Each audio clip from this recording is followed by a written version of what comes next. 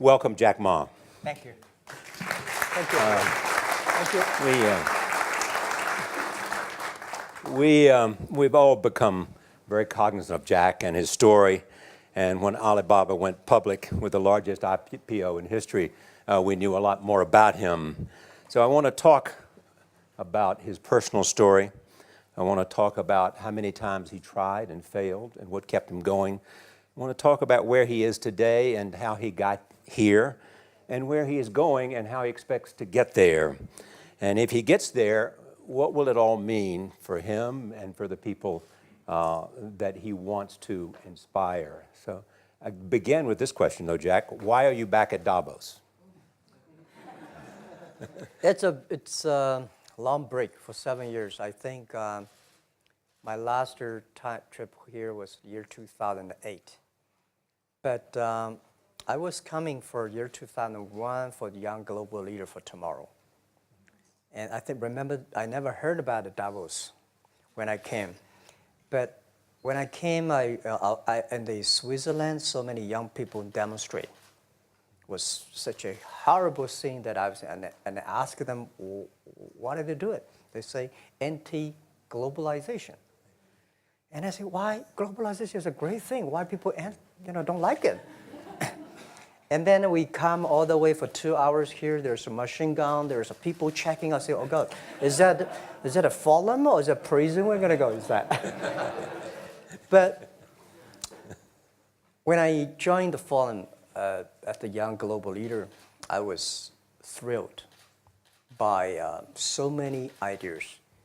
For the first 3-4 years, I learned what does the globalization mean? What does the corporate citizenship mean? What about social responsibility mean? All these new ideas, and I see so many great leaders talking about leadership, and I benefit a lot. And the year 2008 and 2009, when the financial crisis came, I think it's better go back to work, because we can never win the world by talking. So we go back, spend 7 years. Now I come back, I think it's time to do something return. Because I learned so much. Let's talk 12 years ago. So why I should not talking to the young global leader of today, sharing with them how we've gone through. Okay. So that was the thing. Let's start with where you are today. Just how big is Alibaba? How many people come every day? How many people come in a week? How fast is it growing? Yeah, we have over 100 million buyers visiting our site, shopping our site every day. And we created 100 million every day. We created 14 million jobs for China, directly and indirectly. And we grow from 18 people to 30,000 people, 18 people in my apartment, to now we have 4 big campus. Compared to 15 years ago, we were big, but compared to 15 years later, we're still a baby. How big will you be 15 years from now?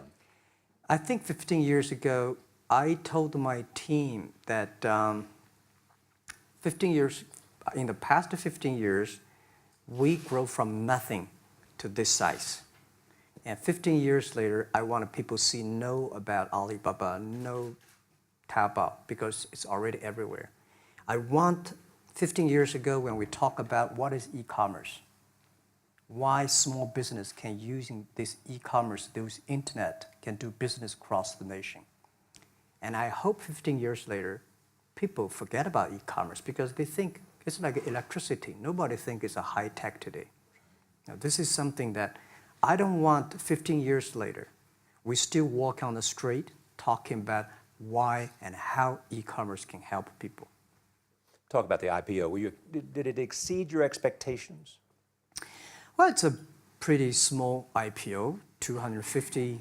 Yes. Yeah. The largest IPO in the history of Wall Street. We raised. And number 2 was a Chinese bank. Thank you. I remember year 2001. We went to raise some 5 million, 3 million venture capitalist dollars in the USA, and got rejected. And I say we come back raising a little bit more.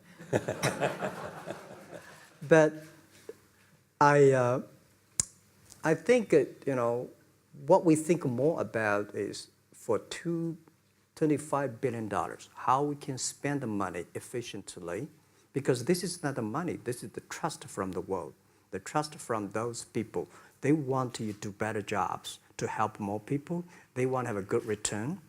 So I think gives me more pressure because when our market cap is bigger than IBM, for a certain day we're bigger than Walmart. We're one of the top 10, 15 largest market cap company in the world. I told my team and myself, is that true? We're not that good. Because years ago, people say, Alibaba model is terrible. Does not make money, have this and that, all the big bad things, because Amazon is better, eBay is better, Google is better, and there's no such model like Alibaba in the USA. So I told myself and people, we were better than people thought. But today, when we are that big size, I said, no, we are not that good as people thought. We're just a company 15 years old. Average age is 27, 28 years old, young people. We're doing something that human beings have never tried. So I want to talk about the future. Let me take you back to when you were born in Hangzhou, where the headquarters still are. Yep. And your campus is there. You don't have a loot, don't move your loot. Your headquarters roots are there. there. Yeah, you found it there, loot there. You grew up in the 60s. 64. Born in 64. That was the time of the Cultural Revolution. Yeah, it was the end of the Cultural Revolution. It was, well, my grandfather was a tiny landlord, was considered, after liberation, was considered to be a bad guy. So I know how tough it was when I was a kid.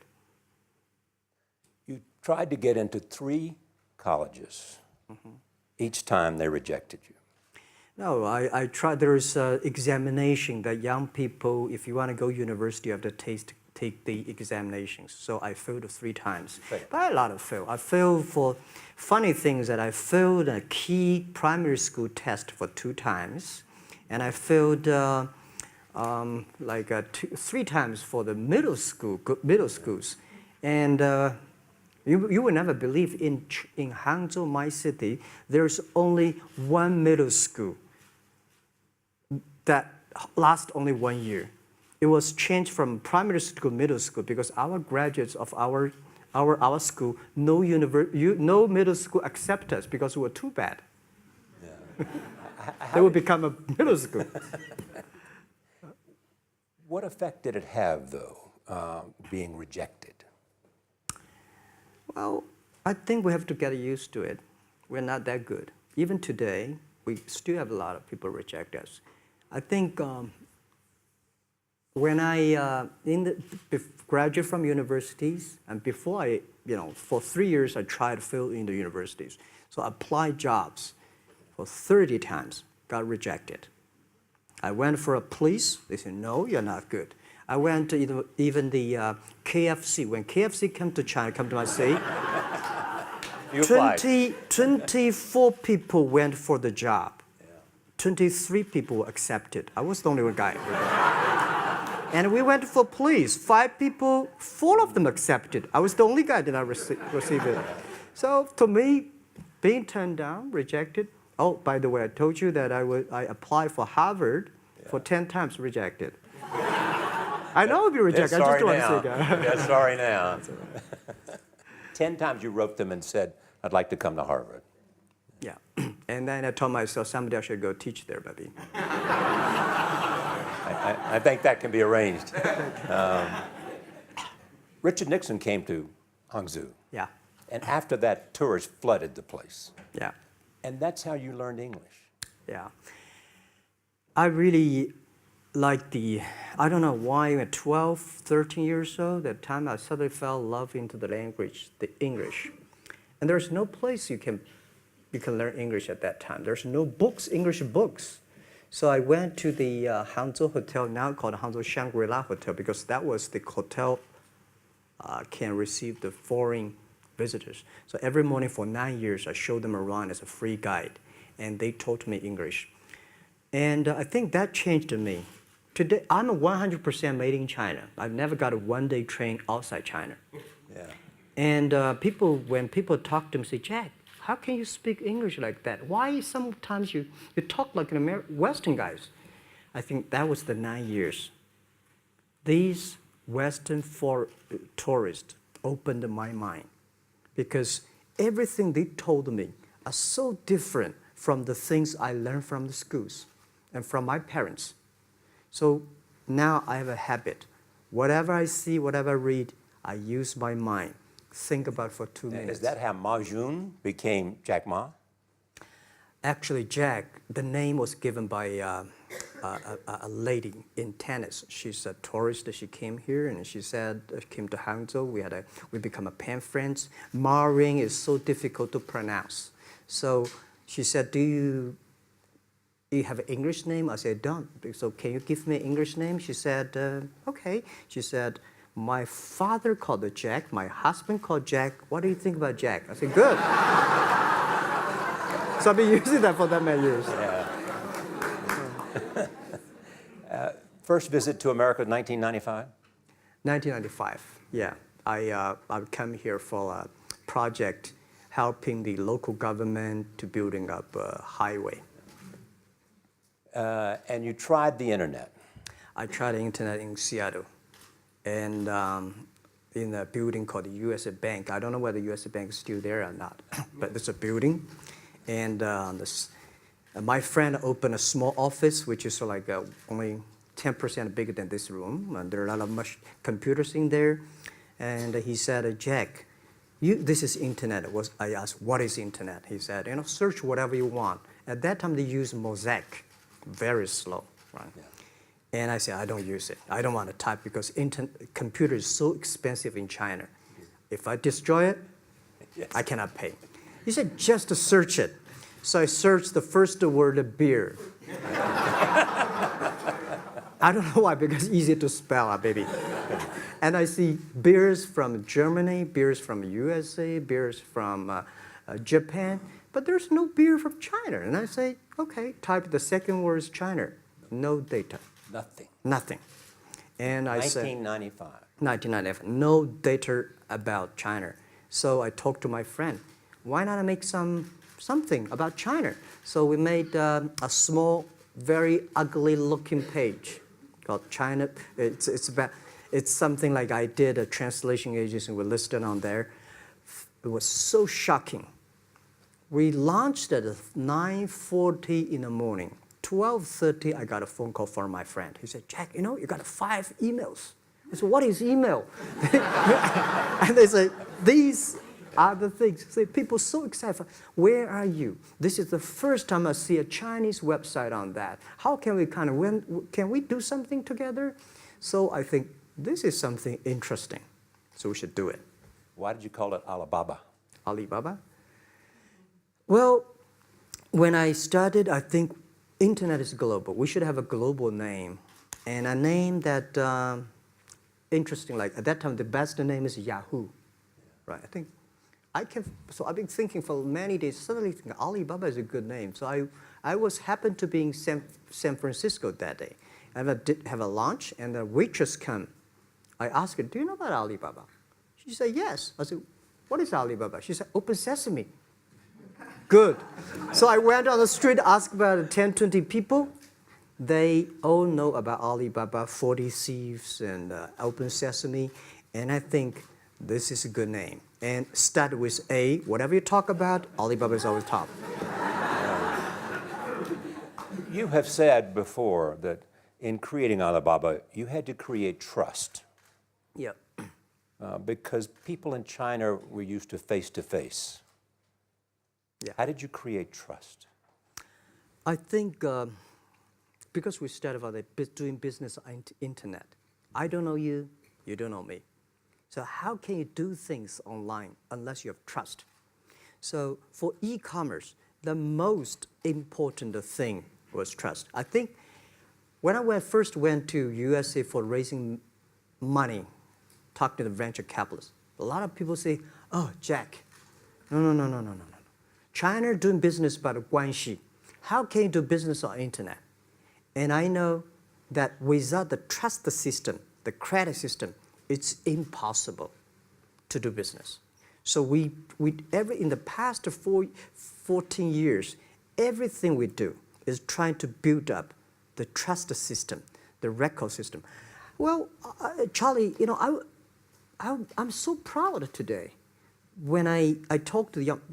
Today in China and in the world, people don't trust each other. The government and people and media and everybody think, this guy's cheating. But because of e-commerce, we finish 60 million transactions every day. People don't know each other. I don't know you, I send products to you. You don't know me, you wire the money to me. And I don't know you, I give a person a package, I don't know him. He took something to cross the ocean, cross the river, and send. This is the trust. We have at least 60 million trust happening every day. But you created it by creating an escrow account in the beginning. Yep. And so you keep the money until they got the product. Yeah. And then you release the money. That's true. I mean, the escrow service is about Alipay. This idea, I would love Davos, because it was a big decision. Because for first 3 years, Alibaba is just like e-marketplaces for information. What you have, what I have, we talk a lot of time, but don't do any business. Because there is no payment. I talk to the banks, no banks want to do it. Banks say, no, this thing never work. So I don't know what to do. Because if I start to launch a payment system, it's against the financial legal laws. Because you have to have a license. But if I don't do it, e-commerce will go nowhere. So then I went to Davos. I listened to a leadership discussion. Leadership is about responsibility.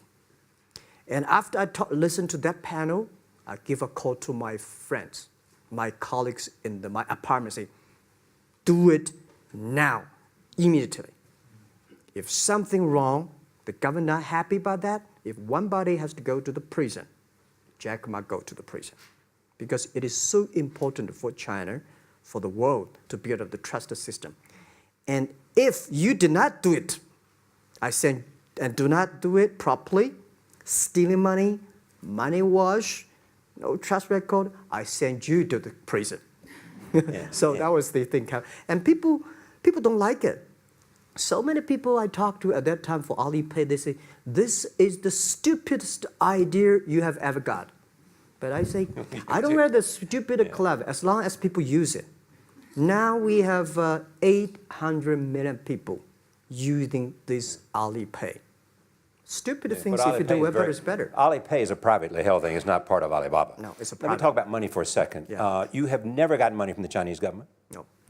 None. I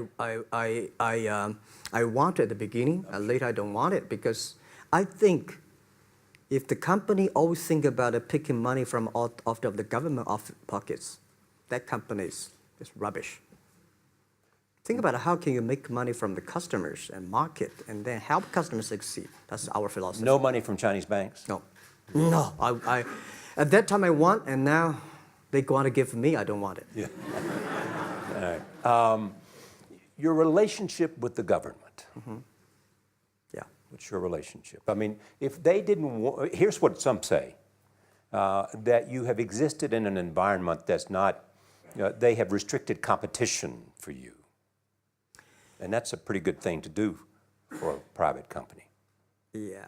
I think the relationship with the government for us is very interesting. For the first 5 years, because I've been working as a part-time jobber for a government organization called Ministry of Foreign Trade, 1997, for 14 months.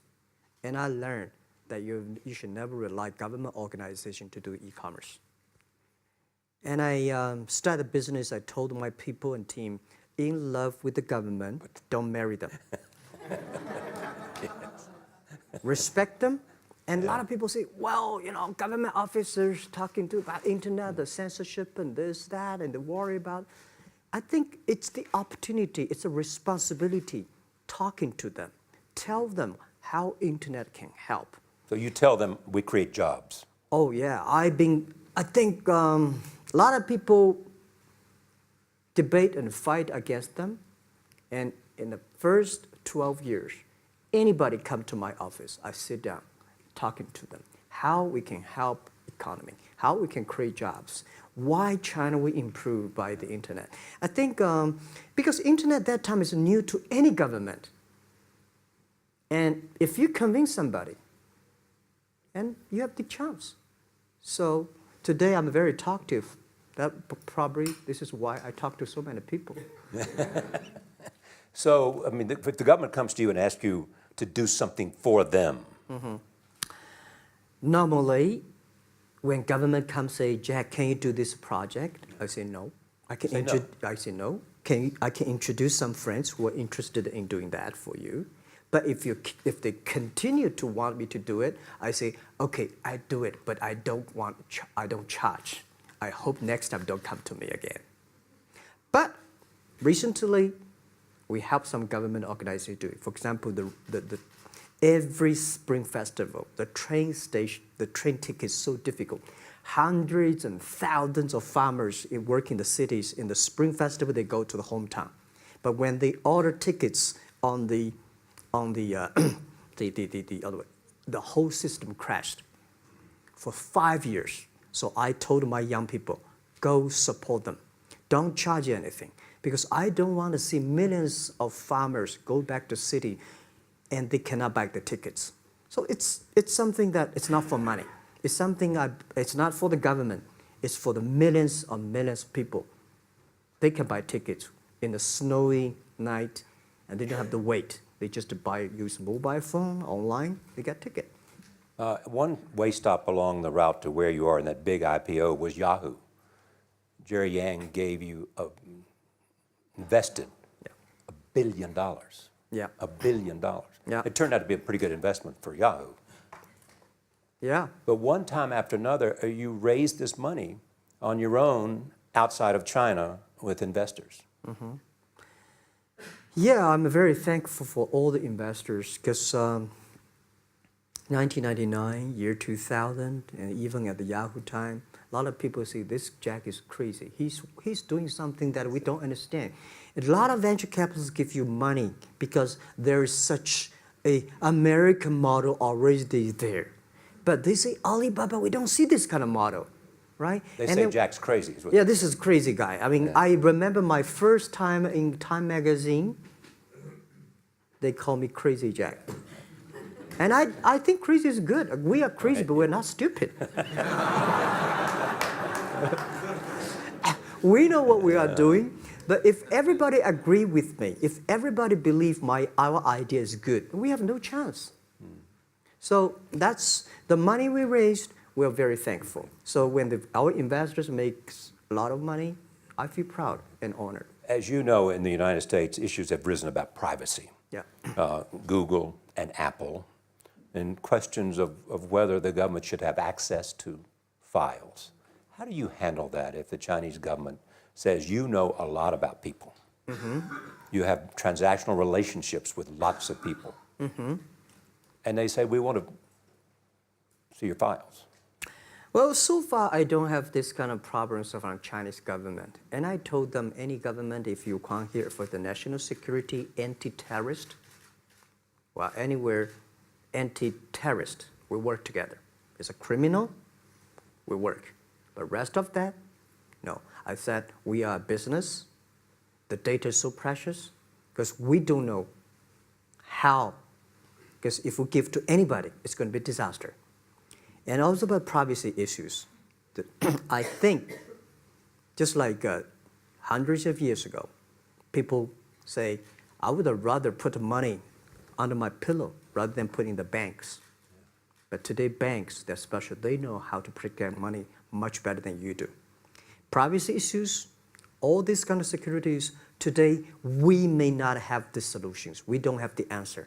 But I believe our young people have the solutions.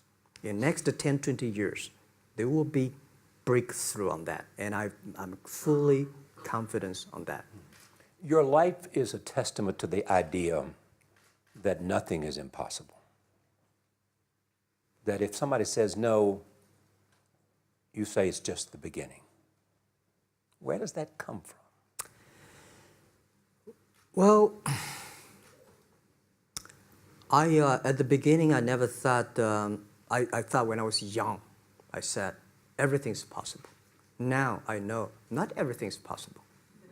When you have something, you have to think about, you have to consider about the others. You have to consider about the customer, society, your employees, your shareholders, society. There are so many things that I think if you continue to work hard, there's possibility. And I just feel that I'm enthusiastic about what we are doing. At the beginning, for the first 5 years, I just want to survive. And 5 years later, I think... That's 2000, from 90... Yeah. But later, I think, wow, so many people's life changed. I was so excited, you know, for the first 3 years, we made zero revenue. Zero revenue. But we are so excited to continue to work. You know what happened? I remember many times when I go to a restaurant and have dinner, somebody came, when I was trying to pay the bill, the owner of the restaurant came to say, "Sir, your bill is paid by someone." And the small note say, "Hey, Mr. Ma, I'm your customer of Alibaba Group, Alibaba platform. I made a lot of money, and I know you don't make any money. I pay the bill for you." Yeah. And I remember one day that I was sitting somewhere in the coffee, somebody sending me a cigar. I don't smoke cigar, but there's a note, "Thank you very much, I'm your customer." And I remember in the Taobao days, I was at the Shangri-La Hotel in Beijing. When I get on the taxi, the man who opened the door for me, the boy at the gate, he said, "Jack, thank you very much. I'm the service here. My girlfriend makes more money than I do on your site." And this is something that you know that it's not amazing. If you don't do it, nothing's possible. If you try to do it, at least you have the hope. The revenue comes from advertising and a smaller amount from transactional fees. Yeah. Most of it from advertising. Tiny. Tiny from advertising? Tiny from advertising, tiny from transactions, because we need big mass. Now we have more than 10 million small business power sellers selling our site to everywhere. So the transactions we have is second after Walmart. So tiny. Second after Walmart. Yeah, tiny of the of the money already make us big. So, you know, second after Walmart, I remember one of the senior management of Walmart guys came to Hangzhou 5 years ago. He said, "Jack, you know, you do a great job," and blah, blah, blah. So I said, maybe in 10 years we'll be bigger than Walmart. He said, "Young man, you have a good hope." So we said, make a bet. I think in 10 years we'll be bigger than Walmart on the sales. Because if you want to have 10,000 new customers, you have to build a new warehouse and this, that. For me, 2 servers. What's your market cap versus Walmart today? I don't know, but I don't maybe either. some. It's close. I think so. Maybe we should check later. All right. Yeah. So where are you going? What does Jack want? I think because of the name for Alibaba, we are internet company, happen to be in China. We have the same spirit and entrepreneur spirit like every great entrepreneurs in the world. And I remember the day when I started Alibaba, we want to have a mission helping small business doing easier. So next step is today, so many millions of small business using our platform to sell things, and over 300 million consumers buy things from our site. Cheapest, efficient. So what I'm thinking about, how we can make Alibaba a platform for global small business. My vision is that if we can help a Norway small business can sell things to Argentina, and Argentina consumers can buy things online from Switzerland. And we can build up, which I called, I don't know, maybe not right word, called EWTO. The WTO is great, past century. But WTO helps so many big companies to sell things across the nation. Today, internet can help small business sell things across the oceans, across the nations. And I hope that we can serve 2 billion consumers. 2 billion consumers. 2 billion consumers. We can help 10 million small business outside China. Help them. Outside China. Outside China. Because we help the American farmers in Washington State almost 300 tons of cherries to China last year. Cherries. Before we sell, the ambassador of USA came to me and said, Jack, can you help us selling cherries? In China. I said, what cherries and the fruits? He said, why not? I said, why not? Let's try. So that when we start to sell cherries, the cherries still on the trees. So we start a pre-order, 80,000 families order cherries online. So we pick up the cherries and ship into China. Within 48 hours, we sell the cherries. The consumers are so happy. But we got a lot of letters complaint after 3 days. They say, why only 100 tons? Why we should not get more? So we sell, 2 months ago, we helped the Costco. We sold 300 tons of nuts to China. So I'm thinking about if we can sell, we're also selling Alaska seafood to China. So if we can sell seafood, if we can sell the cherries, why we cannot help American and European small business selling things to China consumers? China needs that. So this is what I want to do is that 2 billion consumers, China, Asia, developing nations, how we can let them buy things globally. Alibaba rode with the millions of people that went from poverty to the middle class in China. I mean, you were right there growing as they grew and increased. When you look at the international markets, you're doing well in Russia? Yeah. How well? We do pretty good on Russia, and we do also pretty good at Brazil. In Brazil? Russia, I think now I don't know, we are if not the number 1, we're the number 2 or number 3 largest. E-commerce. E-commerce. I remember last year we had a campaign. The campaign is that a lot of Russian girls and boys want to buy things from China. You know how many days a Russian girl placed an order and received the products from China? 2 years ago, 4 months. Even that, people are so happy about all the thing.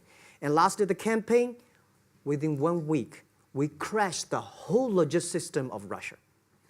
All right. You were also seen in Hollywood. Yeah. What are you doing in Hollywood? Well, I like the Hollywood innovation at the digital background. I learned so much about the Hollywood movies, especially the Forrest Gump. You love Forrest Gump. I love Forrest Gump. Well, why do you like him?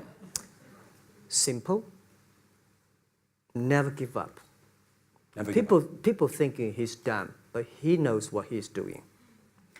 And I was very depressed the day, year 2002 or 3 in the States, when a bit earlier than that. I was very depressed when I could not find out a way for the internet. And then I watched the movie in my friend's home, Forrest Gump. When I see him, I think, this is the guy we should learn from. Believe what you're doing, love it, whether people like it, don't like it, be simple. And like the word, life is like a box of chocolate. You never know what you can get, right? I never know I would be here talking to you and talking to Charlie Rose. I never know. But today I made it. I told my people in my apartment 15 years ago, guys, we have to work hard, not for ourselves. If we can be successful, 80% of the young people in China can be successful. We don't have a rich father, powerful uncle. We don't have $1 from bank, 1 cent from government. Just work as a team. So what do you worry about? I worry about it today. Young people, a lot of young people lose hope, lose vision, and start to complain. Because we also have the same period. Because when it's not a good feeling being rejected by so many people. We also depressed, but at least later we find that the world has a lot of opportunity. How you see the world, how you catch the opportunity. So, in the Hollywood gives me a lot of inspiration. You know? But you were out there for business. You were out there because you want to make movies and sell them. I want to make the movie for business-wise. We are e-commerce company. We have a lot of products that need logistic. But movie, TV, these are things you don't need logistic system. And movie probably is the best product that can help Chinese young people to understand. Because one thing I told the Chinese people, my friends, in American movie, all the heroes at the beginning, they look like a bad guy. Terrible things coming, they become a hero. And finally, they all survived. China, if you're a hero, all the hero died. So, because only dead people become the hero. So nobody want to be the hero. So you want to change the Chinese definition of hero? Yeah, I want to say hero. Today we have so many heroes live in this world. Are you still writing these kung fu novels, or are you just reading them? I read them, and I start to write something. I think it's fun. The kung fu is something you start to think about something that you cannot do. But if you have some luck, if you continue to practice, if you got a good master, if you're a good team, you're an expert. So at least to make me, when I'm busy, when I'm tired or frustrated, I read kung fu books. And You also travel with a Tai Chi. Am I saying that right? Trainer.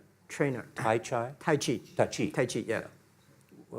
What does that do for you, other than keep you in good health? I love Tai Chi. Tai Chi is a philosophy about yin and yang. Yeah. Tai Chi is about how you balance, how you work, like a competition. People say when I compete with eBay, say, you hate eBay. No, I don't hate eBay. It's a great company.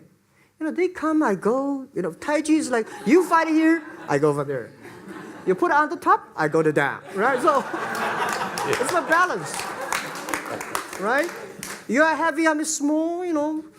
When I'm small, I can jump. You're heavy, you cannot jump. So the Tai Chi is better philosophy. I use in Tai Chi philosophy in the business. Calm down. There's always way out. And keep yourself balanced. And meanwhile, don't try to, because business is a competition is a fun. Business is not like a battlefield. You die or I win. Business, even if you die, I may not win. Right? So it's better fun. So Tai Chi gives me a lot of inspirations. But you want your life and you want this company, Alibaba, to change the world. And you're changing the world if, in fact, you provide a forum for buying and you enable people to earn a living. Yeah. But also, you believe that Alibaba ought to change the lives of women. So what are you doing? At first, I think many years ago, I want to change the world. Now, I think if we want to change the world, we change ourselves. Change ourselves is more important and easier than change the world. And second is that I want to improve the world. Because it changed the world, maybe Obama's job. Because my job is to making sure that my team are happy. Because my team are happy, they can make my customer happy. If my customer, they are all small business. When they're happy, we are happy. About women, one of the secret source for Alibaba's success is that we have a lot of women. What percentage of women one among Alibaba day employees? before, I think 2 or 3 months before we IPO, there's American journalist come to our company. She asked me a question. Jack, I've seen so many women in your company. I say, what's wrong? We have later we find that we have 47% of the employees of our company are women. How many? 40? 47% of our company are women. And we actually had a 51 because we acquired some company these days. They have more men, so balance that. But these are women in top-level positions? 33% of the management are women, and 24% of the senior management, very top level, are women. We have a women CEO, CFO, CPO, Chief People Officer, and we have everywhere. And I think so comfortable to working with them because women, in this world, if you want to win in 21st century, you have to making sure that making other people powerful, empower others, making sure the other people better than you are, then you will be successful. So I find the women, they think about the others more than they think about themselves. Right. Women think about the kids, husband, parents, much more than the man. And the user-friendliness. A couple of things I want to talk about before we go, because we have less than a couple of minutes. China today, are you worried the economy slowed down? No, I don't worry about it. I think China is doing, it's slowing down is much better than keep on 9%. China today is the second largest economy in the world. It's impossible to keep 9% of the growth. If China still keeps the 9% of the growth of the economy, there must be something wrong. You will never see the blue sky. And you will never see the quality. China should pay attention to the quality of the economy. China should not. So if we have a lot of influence, like Hollywood movies, things, and we have sports and these things in the GDP, will be much better. So I think, just like a human growth, this body can never grow. Certain time, the slow of growth of the body was slow, but you should grow your mind, grow your culture, grow your value, grow your wisdom. I think China is moving to that direction. And you saw Modi in India? Pardon? Did you see Modi in India? Not yet. I'm looking forward to that. So you'll go to India. Yeah. Finally, there's this. You're one of the world's richest people. Your company is one of the world's richest companies. What do you want beyond Alibaba?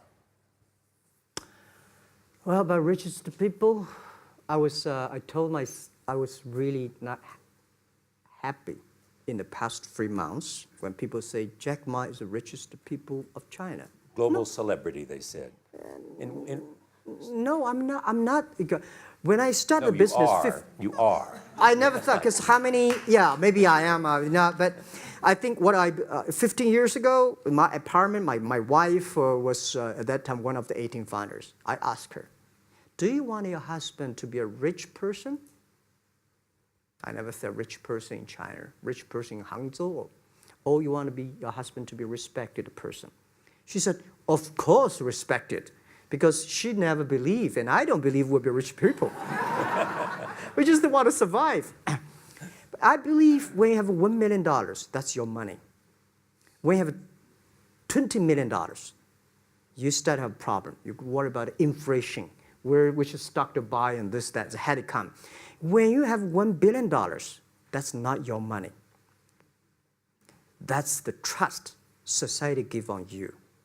They believe you can manage the money, use the money better than the government and the others. So I think today, I have the resources, do more things. With the money we have, with the influence we have, we should spend more time on the young people. And I would say, someday I'll go back to teach, go back to school, spend time with the young people, and sharing with them what I've done. So the money is not mine. I just happily and having these resources, then I want to do a better job. Just tell them your story. Yeah, tell them the story and tell them that if Jack, I don't think in this world there are a lot of people be rejected more than 30 times. If we, the only thing we never give up, the only thing we're like a Forrest Gump, we keep on fight. We keep on changing ourselves. We don't complain. Whether you are successful or not successful, I find that people, when they finish the job, if they make the mistake, if they fail, if they always complain the others, this guy will never come back. If the guy only check himself, yeah, something wrong with me here, something wrong with me there, this guy has a hope. Jack, on behalf of everybody in this audience and a television audience around the world, thank you for taking your time to be with us. Thank you. Thank you. Thank you. Thank you. Thank you so much.